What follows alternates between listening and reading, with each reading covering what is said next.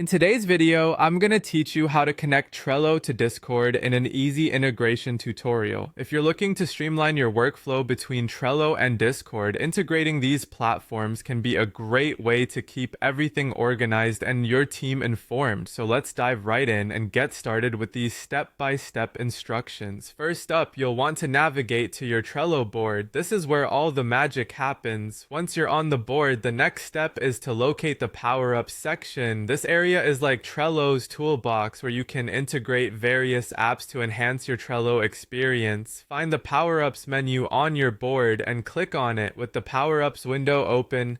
Your next move is to click on Add Power-Ups. This button allows you to search for and add new tools to your Trello board.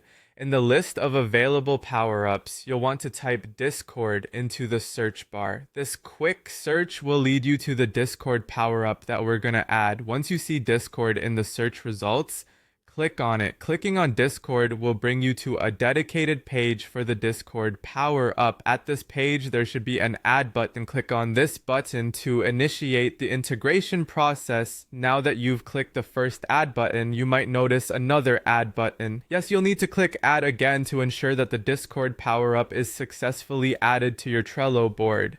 Now that you have the Discord power-up on your Trello board, let's configure it further.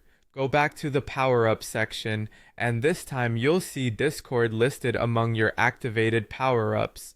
Find the settings option for Discord and give it a click.